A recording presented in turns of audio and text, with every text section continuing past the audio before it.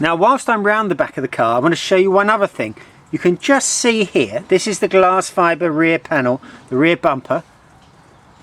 There is a little bit of sticky residue here, another bit here, and another bit over there. I attached the number plate with self-adhesive sticky pads, 3 big ones across there. And then when I drove the car for the first time, I would say the engine was running for no more than 15 to 20 minutes. But yet that glue melted and the number plate fell off. And when I stopped, I retrieved the number plate and I felt that rear bumper. And I would say that it was about 80 degrees. You could hardly hold your hand on it. Perhaps it wasn't quite 100, but I'm worried that that is going to melt. And so because of that, I've gone to the trouble of buying some heat-proof sheet that I'm going to show you now.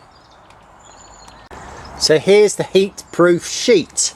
1 meter wide by ½ meter in the other direction. And on the back, it's got some sort of asbestos replacement material. Don't know if it's just glass fibre. It's obviously got some of those in it. And on the other side, silver. So the silver reflects the heat. Does that mean that that goes next to the exhaust pipe? Because it doesn't look that way round, does it? And here are some stainless steel cable ties to fix it on. So that is about the right size to completely cover that rear silencer unit on the back of the Porsche. And when I felt that bumper, I found that on the right hand side where the exhaust pipe is attached to the engine and the gases, the hot gases first flow, was the hottest. So I'm going to make sure I cover that bit. So that's a job for today. And the other thing I'm going to do today is I'm going to polish the car.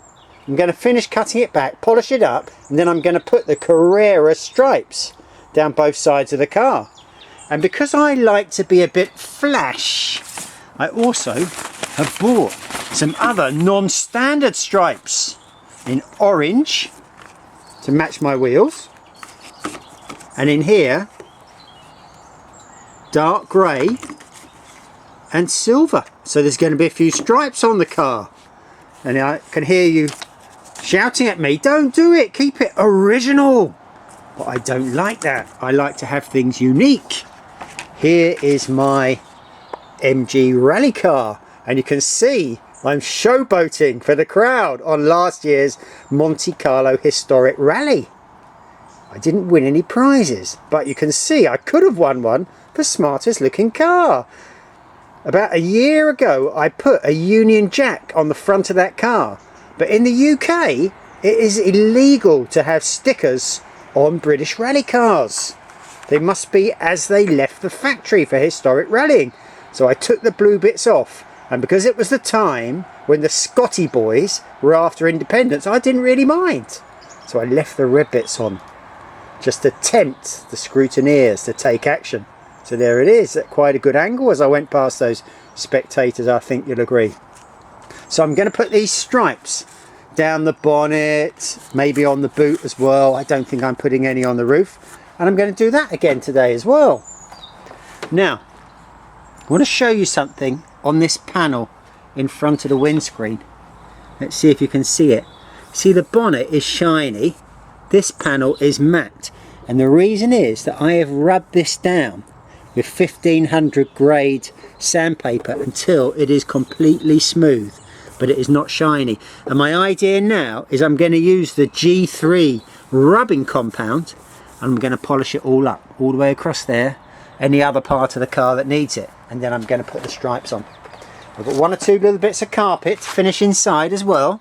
You can just see over there a bit of white paint still here and there, some trims along by the door, and I think that is pretty much it. There will still be 1 or 2 jobs left that need doing to make the car really good, and that is apart from a good clean-up, but I'm going to talk about those a bit later on, so let's get on with it.